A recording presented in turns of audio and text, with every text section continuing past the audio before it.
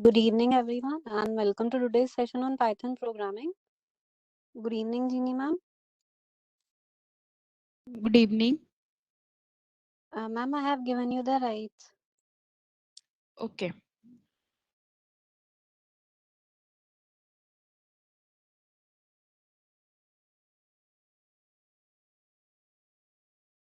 Yes, is my screen visible? Yes, ma'am, visible. Okay. So yesterday we did about the pandas library, and before that we did the NumPy library. So now the third most important library that we use in the Python is Matplotlib library. So this library is basically used for data visualization. So it is an open source library that is specially used for drawing, and it supports various types of drawings, and you can generate various types of plots like histograms, bar graphs, and various other charts also, just with a few lines of the codes. So there are various inbuilt functions present inside this matplotlib library, which you can directly use to draw the plots and other things. So it is very powerful library that is mostly used after NumPy and pandas, right? So it is the third most important library that we are going to discuss today. If you have any doubt in the pandas library, you can tell me, the one that we did yesterday. If you have any doubt with that, you can ask now, or otherwise we can move on to the next library.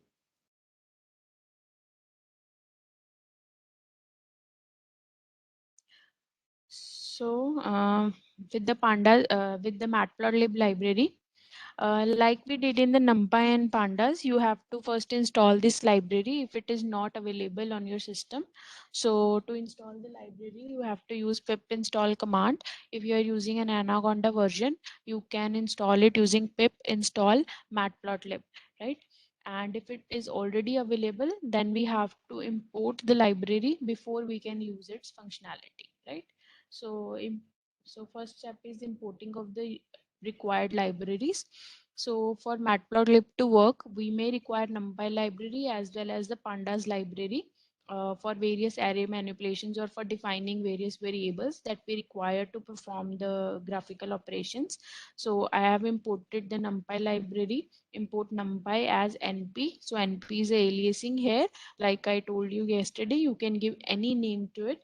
Similarly, import pandas as PD. So this is the importation of the panda library. And the third library that we are going to discuss today is a matplotlib library. So in matplotlib, most of the functionality of the plotting lies under pyplot class, right?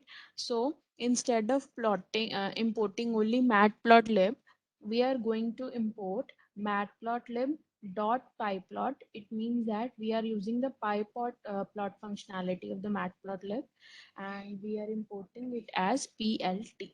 So plt here is the aliasing, and matplotlib.pyplot we are using. Why? Because pyplot contains all the functionality of the plotting that we are going to use in the matplotlib, right? And this last line here I have written percentage matplotlib inline. So this what is the functionality of this line? It gives us the plotting inside this Jupyter notebook only, right? Suppose if I am drawing any particular plot, or I am drawing any particular figure, as it will be shown as the output of that particular line. So if I want that, I am using this inline function so that all the figures can be fixed inside this notebook only, right?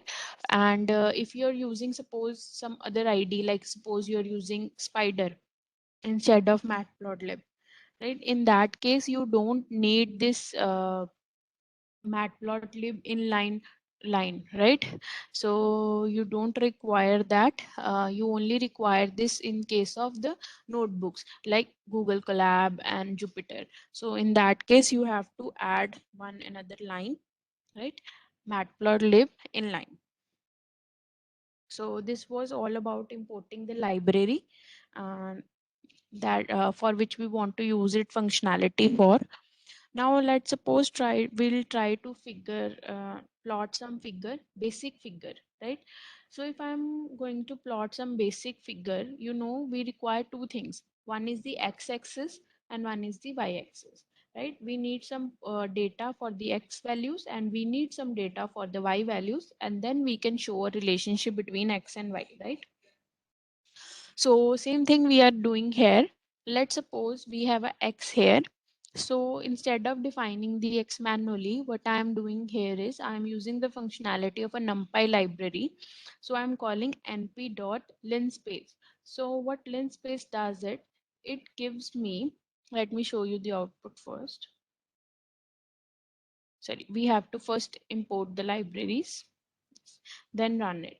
So now you can see what this does is it gives me linearly separated data, right, between the range 1 to 5, and it will give me 10 points similar to this, right? So this is just, I am using this functionality just to get the x data.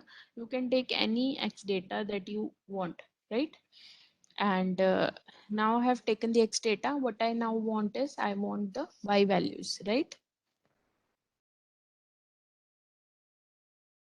So for y value, what I'm doing here is I'm to establish some relationship between x and y so that it should not be any random thing.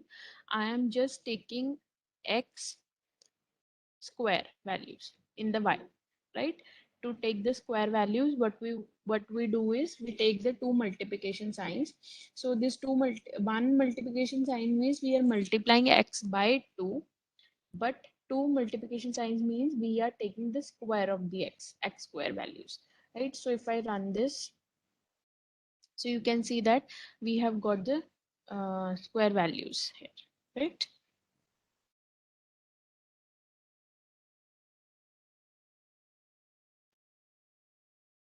So now for the plotting, I have got my x values and I have got my y values. Now I have to create a figure or a plotting inside this Jupyter notebook, right? So for that, we are going to use our matplotlib library, right? So the matplotlib library, how we can use its functionality using this PLT, the aliasing that we provided here, right? So for that, I am creating first an variable here that will call the figure function inside this PLT, right? So if I run this, so you can see that it has created a blank canvas for us, blank figure for us, right? So we have some variable that can draw figure for us, right? Now what we have to do is we have to plot this figure, right? So now we have got ourselves a figure variable that can use to that will give me a figure. Now what I want to add to it, you can see here that it is showing here that we have 0 access to it, right? It means that we have to add 2 axes to it. If we want a simple plot, then we need to have a x-axis and we need to have a y-axis, right? So it means I have to add 2 axes here. So to add the axis, there is a simple functionality. We'll call this figure variable, figure object, or a variable you can say, and dot add axis. So you want to add the axis to this blank figure, right? So these are the starting and the ending points that I am providing. So if I run this,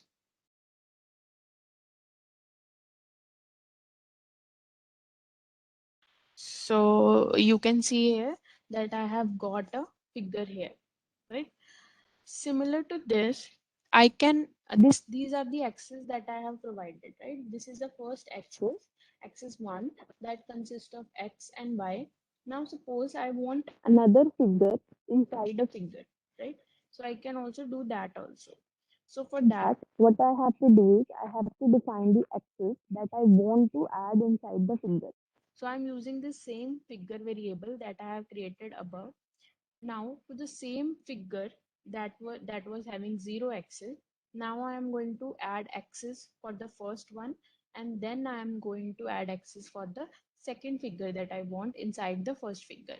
So if I run this, so you can see here that we have got a axis inside the axis. Now, how it is giving the values, you can see that the first value and this value is same. So it means it gives the this value that I am giving the same base to the x-axis. Here I am giving the same base to the y-axis. Now, instead of this whole, I want some portion out of it, right? So I am taking 60 here. Let's suppose I take 6 here, and let's suppose I take 6 here. So if I run this, so you can see that now it has taken more portion of the previous figure. So it gives me how much portion I want of the previous figure, right? So you can further check also, like suppose instead of this second point one, let me do it second point two. So you can see here that how it is working. So the base has now changed. So it means this second one was giving me a horizontal base. So I was using same for both. It means they were sharing the same base, right? So if I don't want like this,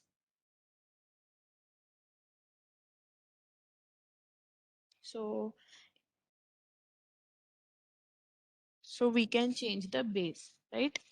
And in the similar fashion, if I also want the base to be different here, I can also use like this. I run this, now you can see that we have got a figure here that is 0.1 ahead of bottom, 0.1 in front of the bottom, then it is covering this portion we are giving here, right? So you can have anything to it. Suppose I give instead of 0.6 here, I'm giving 1 here, right? I'm using some portion of the data here. So you can see that how it is working. It is going outside the figure, right? So it means if 80% is this size, so I'm using 20% more here, right? So this is how this figure thing works. We can add any number of axes to it. We can add 3, 4, 5, any number of sub figures inside the figures, and we can take the size as we want it to be, right? If I suppose change this to 1, so now you can see how it works. So it is taking more, 20% more here and 20% more here, right? So I can take anything that I want. Suppose I want 50% of it. So let's give 0.5, 0.5 and run this. So you can see that how we have got our values, right? So in this way, you can manage your sub figures that you can say sub axes that you want to inside your add inside your figure. So you can add any number of axes to it. You can give any size to it depending upon what type of requirement you have. Suppose I want this figure to be somewhere here, right? Small on the right hand side. So you can give the values accordingly, right? Suppose if I give 0.5 here, so you can see it has gone outside. Now I want a little upper, right? So like this, right? We have got this as upper. Now I want it to be smaller also, right? So I want it to be small. Let's say it is 0.2. It is also 0.2. So if I run this, right, we have got it here. You can also scroll it up also, right? So it is up to you where you want your subplots to be, right? So you can see we can add or remove or anything we can do inside it.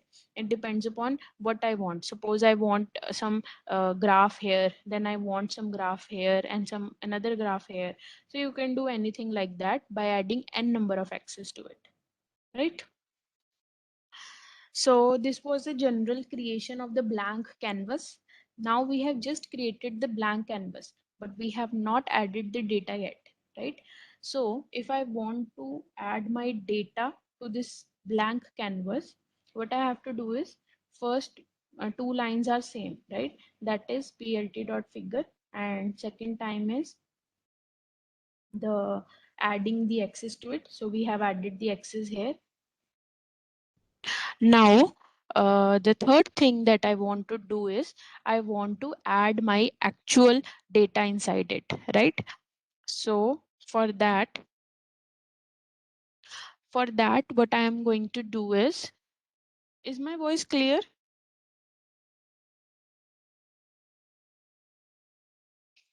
or it's still low?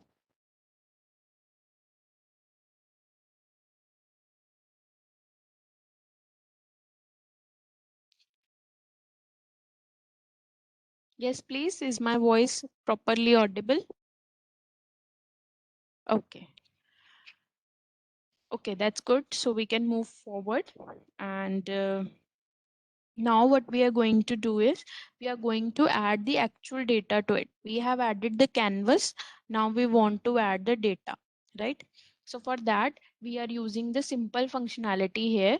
Now, what I have done here is I have my figure object. Figure object is used to call the axis. Now I have my axis here. So it is having figure also, it is having axis also. Now I want inside it, I want to add my plot. So this axis, I'm using this as an object. Dot plot is a functionality that we are going to use from the PLT library. So axis dot plot, inside it, first I want on x-axis, but I want x. On y-axis I want y here. And the third one is the color, what color I want. So you can use any by default colors also, or you can add the colors also, right? So if I run this, so R here means red. So I am adding the values with the red color plot here. So X will tell me the values of X that have been generated randomly, that we have generated above linearly separable points, and Y is the square of those values, right? So it is giving me a graph like this. Right? So this is the way we can add a simple graph by adding a figure and then adding the axis to it and then adding our values to it, right? This is the simplest of the graph that you can create. So you can have any x values, any y values, and you can use the plot functionality to plot those graphs, right? Any doubt till here? Yes, any doubt in the plotting?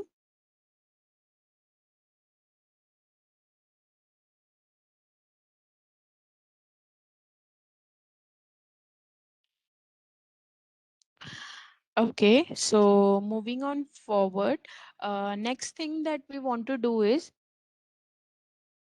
what about the axes you didn't understand? Axes are just, figure is just creating, figure, what figure is doing is, figure is just creating us a simple object that consists of, uh, suppose you can say a blank canvas, but it does not have any access to it, right? Now I want my plot to have x values also and y values also, right? So for that I want to draw some, you can say like horizontal and vertical boundaries that would give me the values what we are plotting on the x and what we are plotting on the y. So axes are just those vertical and horizontal lines which we want to add so that we can get what values are being plotted at what point, right? You got the idea of the axis?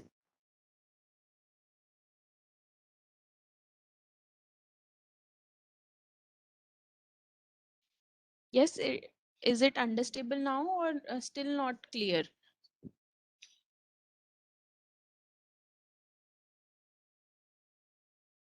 So these are the point 1 and point 8 are just the size we are providing, that from where we want to start our axis to be and how much space it would require, right? Just like I told you the way here, that suppose point 1 here means that we are starting from here. Point 1 here means that we are x-axis and y-axis both are at the same point, starting at the same point, right? Let's suppose I do this point 2, then it will be more clear to you. Just wait. It is not visible, it would not be visible like this. So what it is actually telling me is the from where I want to start this, like this, where I want to start it to be this base, and this is first one is telling me this base, right? Now I have got my horizontal base first and a vertical base first. Now I want this vertical base to be extended to which, up till which point, right? That is why I'm giving a value 0.8 here. So instead of 0.8, if you increase the value, right, so it will be extended further, right? So you can see that I have increased the size of the figure. So this is just to show you how much space I want for my figure to be, right? You can have any number of space, like for example, let me give 1.5. So you can see now that what this points are referring. So now this means that I am starting from the this point 1 and going till 1.5. That means I want the my figure to be of longer, it should be horizontally longer, right? So you can do like this. Regarding point 1, let's say we use 0 here, right? So it nothing much has happened here. Why? Because this is just the starting point where we are going to start my axis from. So you will it will not be visible, right? Yes, you can say that.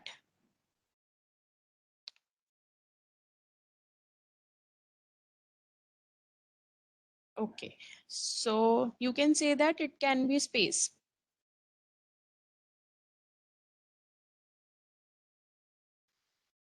Now we have added our x data to it and y data to it.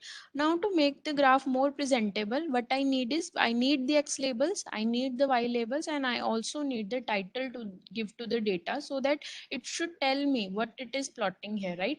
So if I have the simple graph, it is not giving me any information that what I have plotted here, right? So for that, what I'm going to use here is I'm going to use set underscore x label. So what it does it to the same axis that we have plotted, it will add the x label to it, and inside this you can give any name you want to give. Suppose if here the students were there, right? So we will add x label as students and y label, let's suppose there will be marks, so I can give the y label here as marks. So you can give any x label, you can give any y label, and similarly you can give any title to your graph. So for that there are three functions that we are going to use. First one is set underscore x label, second one is set underscore y label, and third one is set underscore title, right? So if I run this, so now you can see that our x label has been added here, y label has been added here, and title has been added here. So in this way you can do some customizations also. You can also try increasing the size of the figure, reducing the size of the figure, increasing the size of the font of the label, right? And you can also increase or decrease the width of the line that you are using, right? So you can use any of the functionality that is present here in this figure, right? And depending upon what type of requirement you have. So these were the basic plots. Now the second most important thing that we are going to discuss today is the subplots, right? So what subplot means that uh, I have some I have one plot here. Sometimes I want to compare the two values, right, or two plots. So in that case, I am dividing my figure area into two parts, or into three parts, or into n parts, uh, depending upon what type of information I want to plot, right? So for that, let's suppose we run this first. So initially what we were using was we were using figure. First we were creating an object figure that was adding a blank space for us, and then we were adding the axis to it, right? So you can combine these both things into single line also, like I have done here. Figure comma axis is equal to, you can directly use that also. So instead of writing two lines, this is a simple way to do it. So for that, what I'm going to use is I'm going to use a PLT function again, PLT, that is matplotlib library dot. So initially it was plot function that we were using. Now I am going to use the subplot function, right? So what subplot function does it is inside the braces there are two arguments that we are using. One is the number of rows and second is the number of columns. So number of rows here means how many subplots we want row wise, and number of column tell me how many subplots I want column wise, right? So I've written n number of rows as 1 and number of column as 2. So you can see that column wise I have got two subplots, right? And row wise I have got one subplot. To show you the row wise subplot also, let's suppose run this line of the code. So seeing this line of the code, you will see that the number of rows here are 2 and number of column here is 1. So it means it has given me two subplots, but they are arranged now row wise and not column wise. So you can add any number of columns and any number of rows here so that you can have n number of plots. Let's suppose we do it 2 comma 2. So what it will do, so you can see here that I have got two plots row wise and two column wise, right? So this is the concept of the subfigure. So we have to just use the functionality subplots inside those matplotlib library, and inside those there are two arguments that are required. One is how many graphs we want column wise and how many graphs we want row wise. So let's try to plot some data inside this also.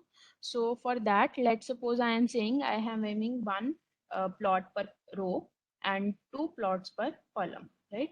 And now, now you can see that if I have two plots, there will be axis for the first plot and there will be axis for the second plot also, right?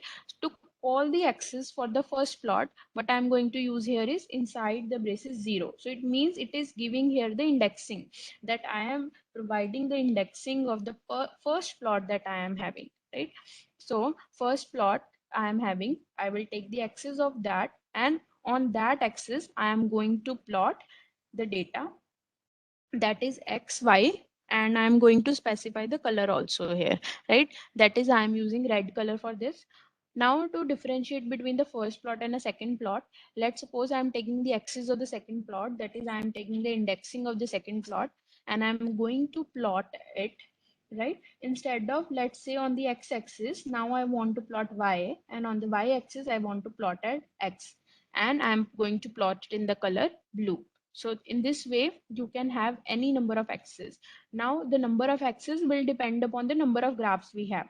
Suppose you try to add one more axis to it, then it will give me an error. Why? Because we are only having two plots.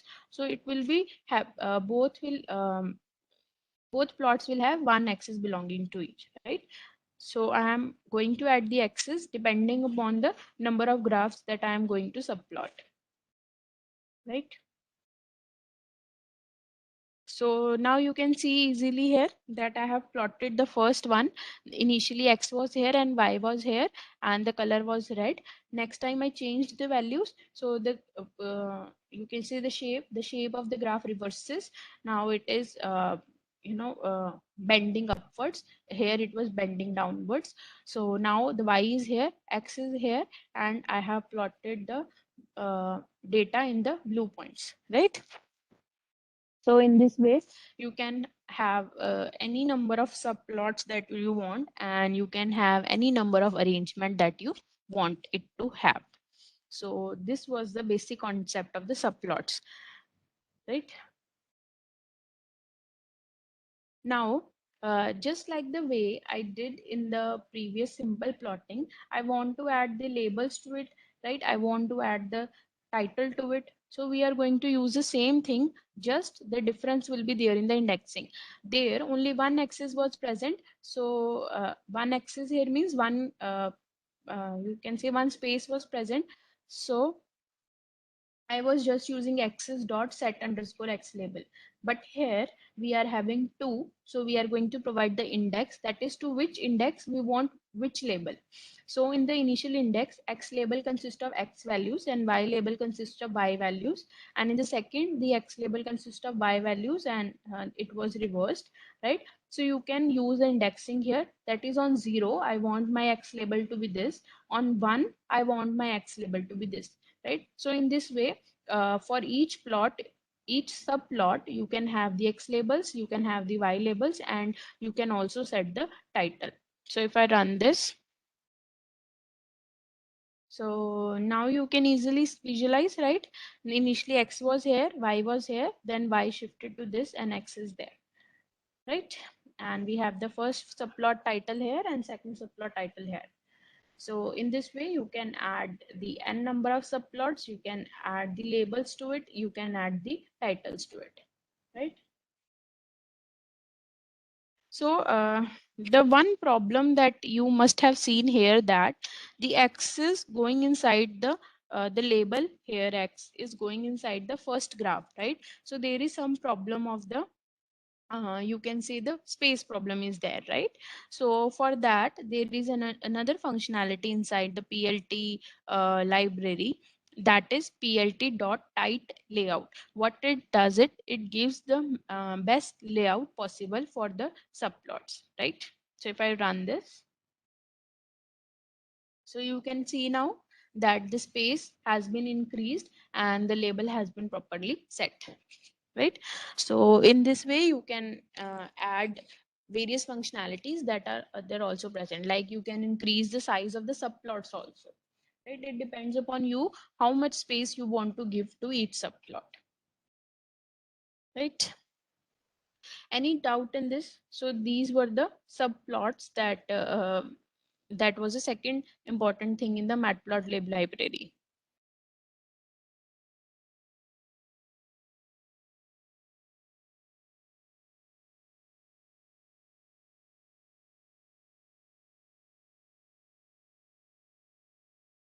Yes, any doubt?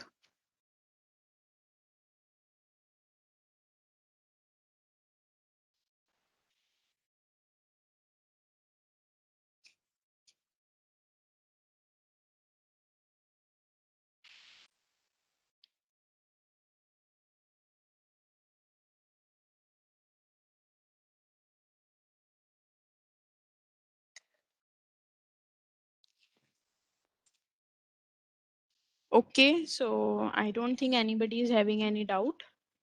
So moving on next. So these were the basic plots and basic subplots that you can use to draw any type of the data you have. Now suppose you want to draw some special type of the data, right?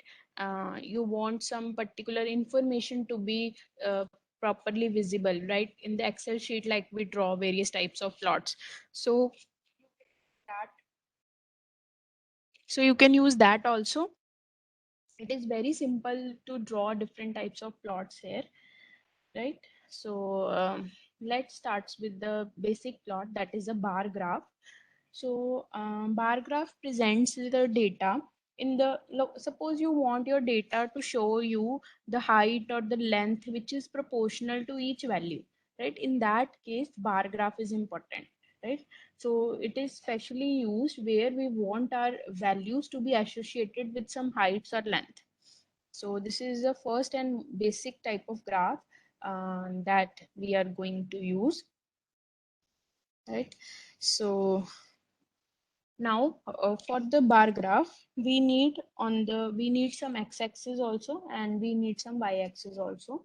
Now for the x-axis, I want some values whose length I want to associate it to, right? Let's suppose we have some section of the student. We have in a school, there are 5 sections in a belonging to that particular class. Suppose there is class 5th and class 5th have 5 sections, A, B, C, D, and E.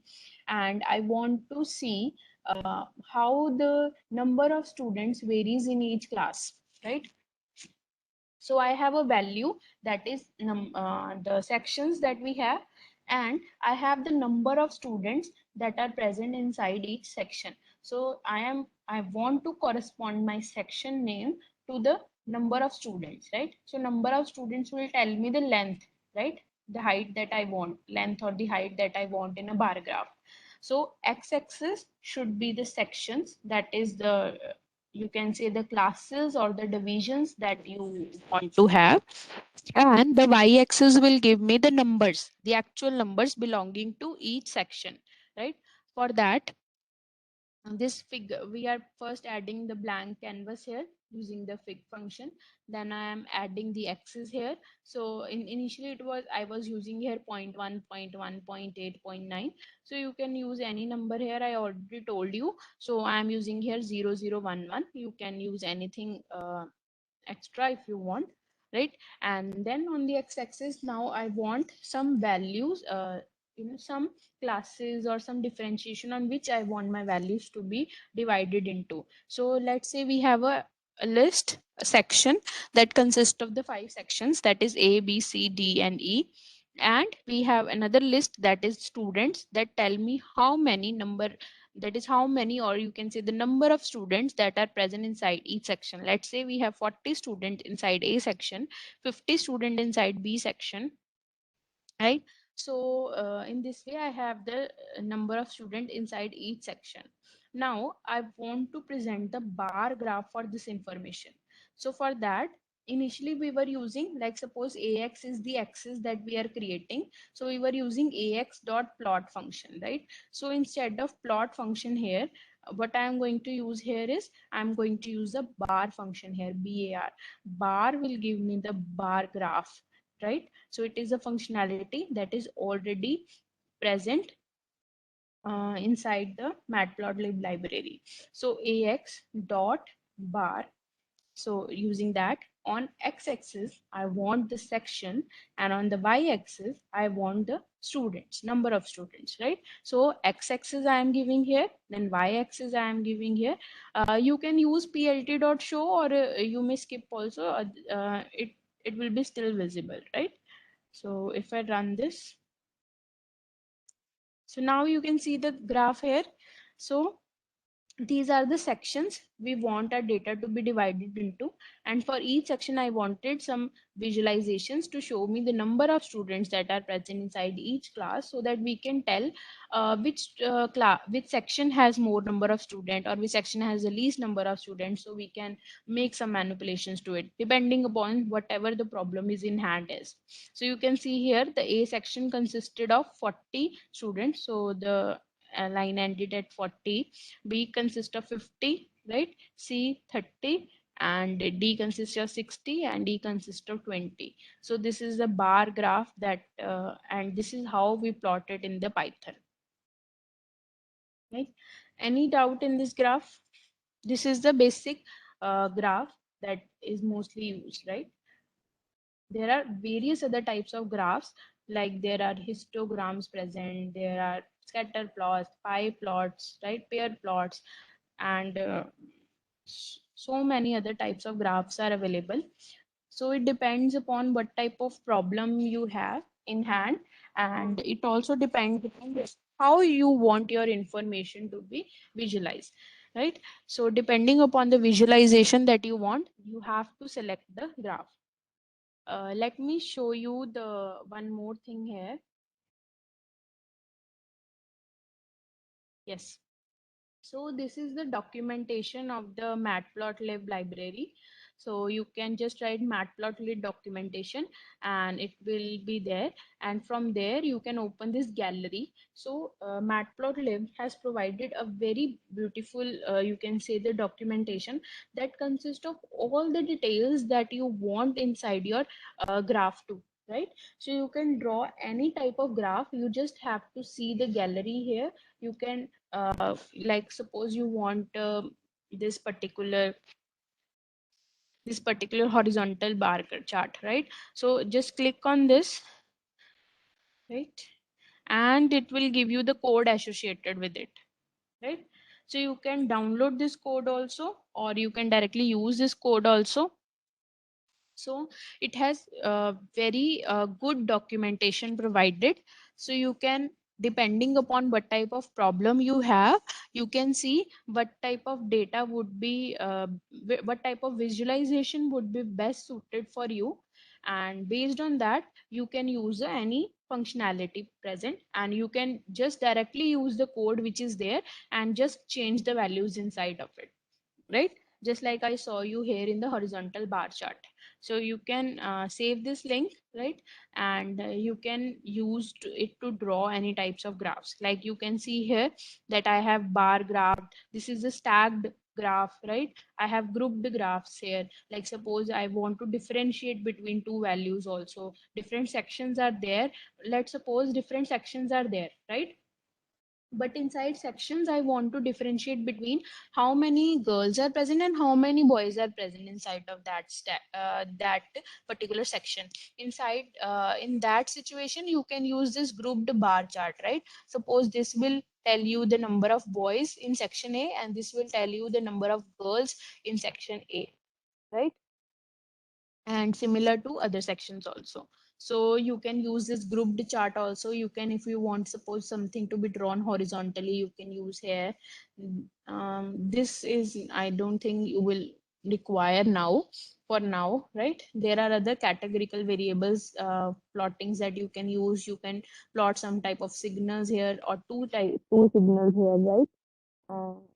The other type of mostly used ones are, this is the with bar graph with gradient. I have shown you the simple graph, bar graph, right? So you can add any variations to it, right? So like here the gradient is shown, the colors are shown. So you can make it beautiful, or you can make it more informative, right? Depending upon your requirement. So you can see here what type of information you want, right? So you can have like I draw the lines for the plotting, right? In the simple plot function. So instead of simple lines, you can use dashed lines, you can use dotted lines, right? So you can use that type of functionality also. So just click on this and you will get the complete code that you want for that particular type of graph, right? So you can see here that it is complete detailed graph. Various scatter plots are available, histograms are available, right? So this is the this one is a simple plot that we did, right? So we can have you can use any functionality that is present here. So these were the simple 2D graphs. 3D graphs are also present here, right? So how you can draw these barcodes, you can draw this 3D area plottings, right? You can have various other types of figure also. These are the 3D graphs that you can use, right? These are all the 3D graphs depending upon the requirement, right? So in this way, you can check this page out, and here you can see all the functionality that is present, and you can try out one or two so that you can know how we can use this functionality. It is a very vast library, Matplotlib, and you can have various functionalities out of it. So I have told you about the subplot, axes, figures. So details are present here. So if you want any further information about the subplot, axes, or figures, you can see here, right? So you can see that there are n number of graphs present here. So coming back to the code, we have did the bar graph. Now let's suppose let's try out one new graph, that is a histogram. Histograms are mostly used when you have some distribution of some numerical value, right? You want to see how the distribution is there among the variables. So in that case we use the histogram, right? So this is the second type of graph that we are going to plot, the histogram. The first two lines are the same. That is, the first line is the PLT dot figure that we are going to use to have a blank canvas. Then we are going to add the axis to it using AX, right? And then now I want to draw a histogram. Let's say it tells me that x-axis tell me the marks that is attained by the student, and y-axis tell me the distribution, that is how much students have got the similar marks or the same marks, right? So for that case histograms are used, that is it will show me the distribution. For that I have created an np array here, np.array, using numpy library, a simple array that consists of the marks of the student, right? So you can see here that 80 marks is scored by 1, 2, 3, 4 students, right? So I want to see how many students have got the same marks or how much difference is there between the marks of the students, right? So I have used a simple array for that. I have just added some marks to it, right? Then I am going to use a functionality that is hist, H-I-S-T. So H-I-S-T is used for histogram. You can directly use its functionality. Inside it, first give the data that you want to plot. And the second information that you want to give is the bins. Bins is like it will be the let me show you first, then it will be more clear. Let me run this. Yes. So bins are these things, these stacked lines. So these are the number of bins. You can also provide it manually, like how many bins I want, that is how many into how many distributions I want my data to be divided into. Or you can use the automatic method also. Bins is equal to auto means that it will automatically decide how many bins are appropriate for this type of data.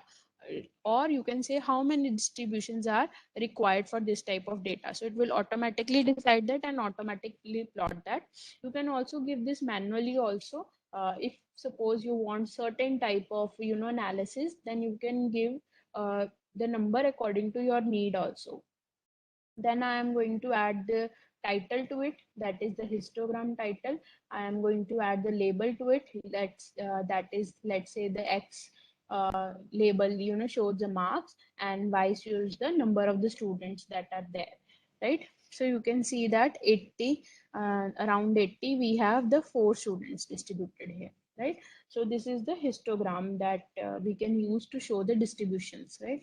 In the similar fashion, we added the X labels here, Y labels, and title here. You can also add the titles to this also, right? Like for example, I want to add AX dot set underscore X label. Okay? Here X label were the sections, right? So you have to give this in quotes. It can be single quotes or double quotes. And let's say I want to give the Y labels to it also. And Y label was the number of student present in the each section. So let's say number of students, right? And I want to give the title.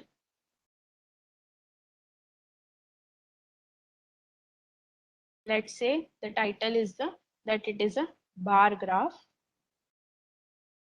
So if I run this, okay, we have to give this in single quotes. Yes. So you can see here that I have added the section, the X label, the Y label, and the title to the graph, right? So in this way, you can add any customization to it. So we have discussed the bar graph also, and we have discussed the histogram also. Any doubt in these two graphs?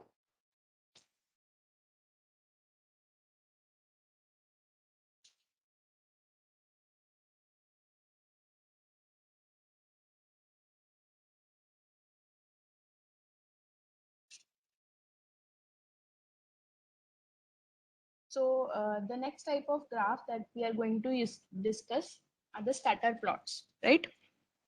So scatter plots are the graphs which are used to represent the values with two different numerical variables. Here in the first two graphs, you have seen that there was only one numerical variable uh, which we want to present through some values, right? But now, let's suppose we have two numerical variables, and I want to see how these two variables are distributed, right? So that we can see what type of relationship exists between them, right? So this type of graphs are seen using the scatter plots, right? Scatter plots are also used for uh, in various data analyzations also, right? If I want, suppose I have data from two different classes, and I want to analyze them. I want to see how these two are related to each other, or how one is changing with respect to another. So this type of data can be easily visualized through scatter plots, right? So for that, let's suppose I have some grades, right? I have some grades like 10, 20, 30, 40, 50, 60, 70, and so on. I have some grades with me, and I want to see how these grades are varying for girl student as well as for the boy student, right? So for that, I am defining here one list that consists of the grades from the girls, that is these, and one we are having the grades from the boys, right here. So I want to see how these actually vary, right, with respect to the actual ranges that I am having here, right? So this is a list that consists of the actual range.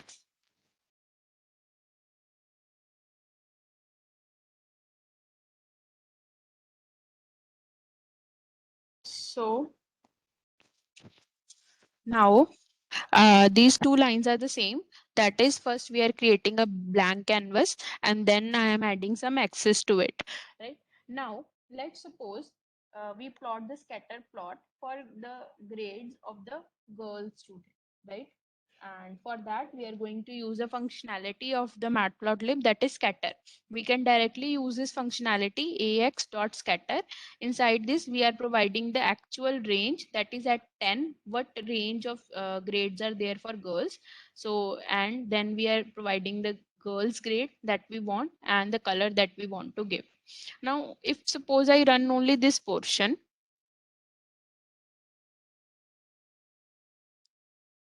okay, so it cannot be run manually. Let me add another cell here.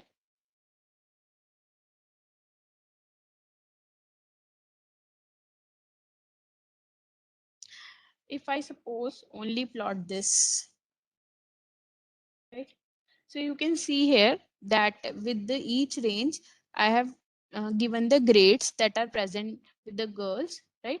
Now I wanted to compare with the range of the grades that the boys have got. So I have got one scatter plot that consists of the points.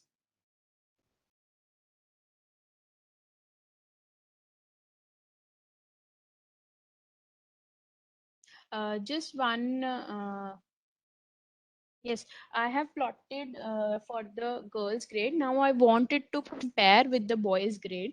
So for that, I am going to add another scatter plot here that will the actual range grades that with which I wanted to be presented, then boys' grade that are present, and the color to differentiate between those two.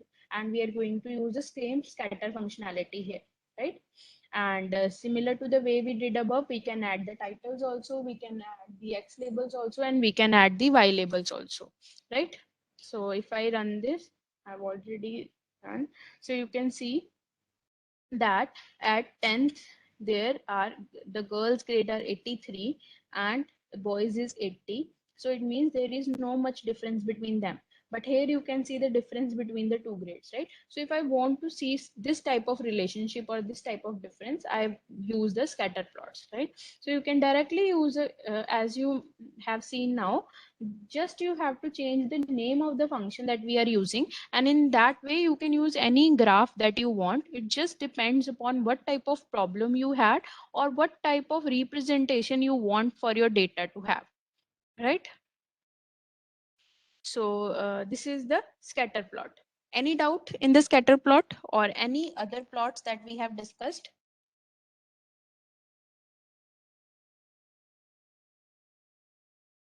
Okay. One more graph I want to show you. These are the 2D graphs, right? So let me show you one 3D graph also. Right? So we can plot the 3D graphs also.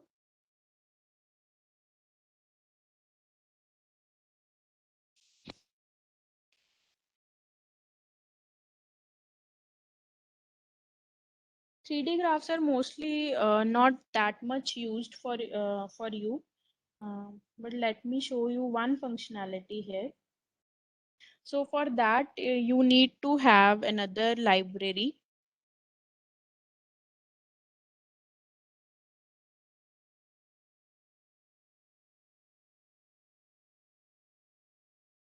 Okay, let's not do this 3D graph. It will be, I think, quite complicated for you. We may require some one or two more extra libraries for it. Let's not do that. The other type of graphs that you can use are the pie plots, right? The horizontal bar graphs or stacked bar graphs. Other types of graphs are also there. So you can try this on your own, the pie chart, or I can also show you this pie chart, how we can draw it. So let me show you how the pie charts can be done, right? So for that, uh, these two lines would be same always, right? First we have to create the object and then we have to add the axis to it. Let's do this pie chart also so that we can see how we can do this also.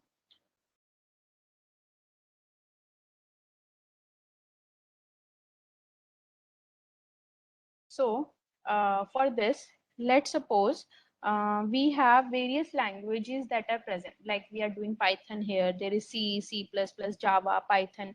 We have the various languages and we want to check the popularity of the each language, right? For that, let's say we add a list here, language, and we give name C,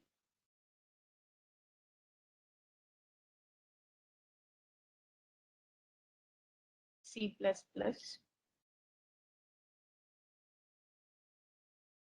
Java, Python, right? You can add the HTML. So you can have the any number of languages that you want to present. And let's say this is a list of the languages that we have. And let's say we give the popularity for each language. So C has how much popularity? Let's say 30% of the popularity is with C, right? And let's say 20% is with C++, or you can say 35 is with C++. And let's say 10% is with Java and 10 is with, or you can say, Python is more easily used today nowadays.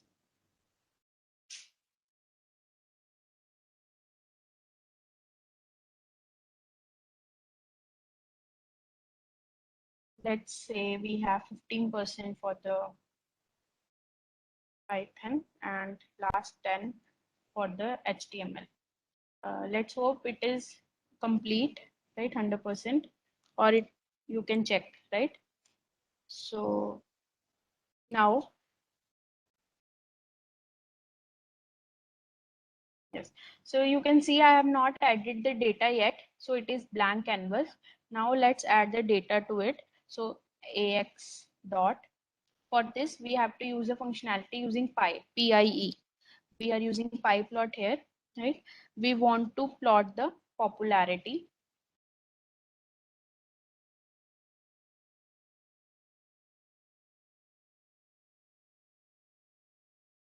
and on the pie plots we have labels. Labels are the languages that we have, right? Let's run this and see. See, now you can see your graph here. So it is showing me the different popularity levels that are present here, right? So you can customize it also, right? You can add the functionality to it also, right? Like you want to add the percentage that you have to it, or you can add the like area, how much area it is having. So you can add those different things inside this graph also. So this is the basic pie plot that we have used. So you can try on your own also different other types of graphs. There are many other types of graphs available. You just have to you have to check what type of function is available to plot that and what type of data you require for that.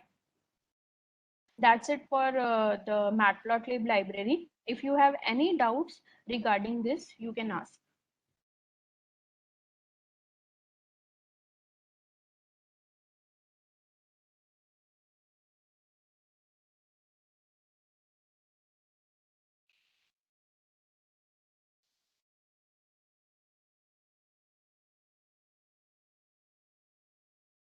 Yes, anybody, any doubt?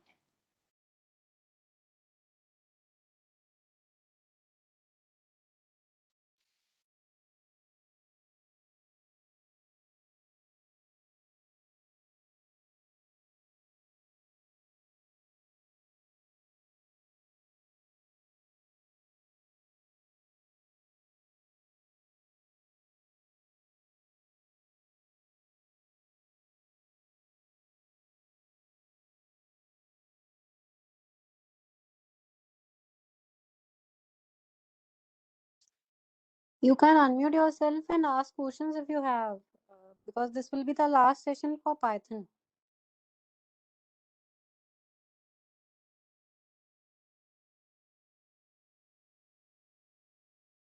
Yes, even you can ask the doubts from the previous ones also. Like we have discussed the data types, we have discussed the functions also, we have discussed the NumPy, Pandas, and Matplotlib. So you can ask doubt from any of those.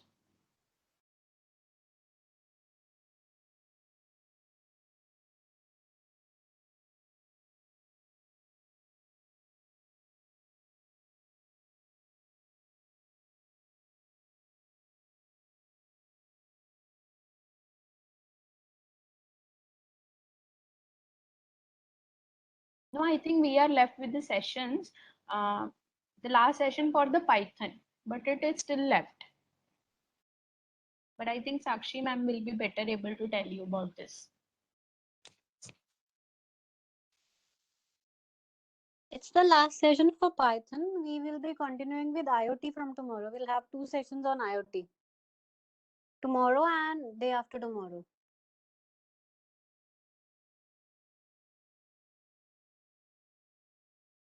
If you have any doubt regarding Python, you can unmute yourself and ask questions. Some of the assignment grades are there in Google Classroom. When you open your Google Classroom, you'll see grades have been assigned. Not for all, but for some of them, it's there.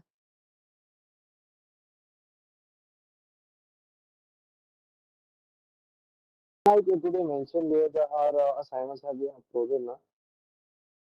Yes, same. Where assignment is uploaded, there is a part as grades. So you'll have grades over there. Okay, ma'am. Anybody else having any doubt? Else we'll end the session for Python. Ma'am, what about the IoT classes? We'll have it from tomorrow. It will Tomorrow, be for how many Ma'am, how days? can I check my grades of assignment? it's there in your account. Check your Google Classroom. If not, it will be there. Some of them are not still left. My IoT class will be for how many days? 2 days. Okay, thank you, ma'am.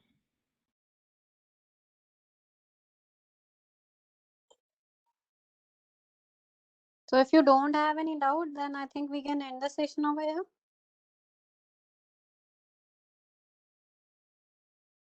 Attendance link is there in the chat window, so you can submit your attendance within next 5 to 10 minutes. Ma'am, both the assignments have been showing that I will handle in the assignment, but below it's showing due. What it is showing? And below my assignment, it's showing due. But it also mentions that the assignment has been handled in.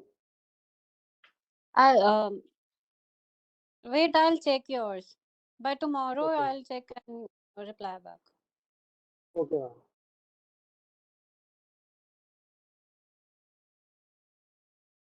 Certificate will be issued within next 10 days. After your session gets completed, like day after tomorrow, after that will take 10 days and you'll get your certificate within that. Would the certificate be online? Like we will be receiving the PDFs or some kind of document? Yes, you will be getting e-certificates in PDF format. Okay, ma'am.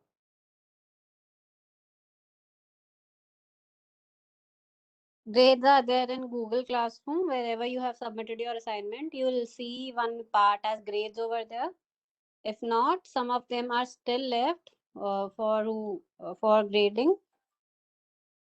So we'll check over there.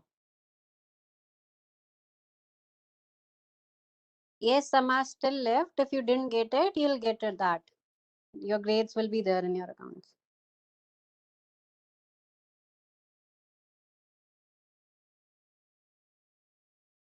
And these are individually or attachments करते हैं. That will be individual. That will be as a reply to your attached file. Okay, ma'am. Excuse me, ma'am. Yes. Ma'am, the grades are displayed as points, no? Is it? Out of 10. Yeah, okay, ma'am. Thank you.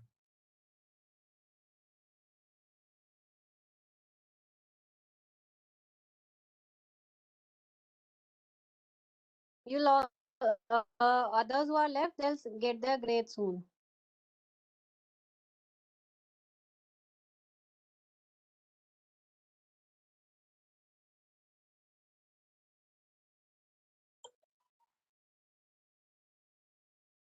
So, Jeannie ma'am, I don't think there are more doubts regarding Python. Can we end the session?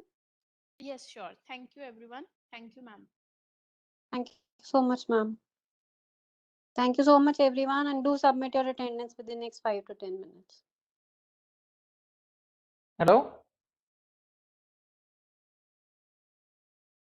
Hello? Yes, Dheeraj. Ma'am वो classroom की link कहाँ पे है? That link was shared 2-3 weeks back. Okay. So you might not have joined, so your assignment is not there for you right now. Okay, ma'am.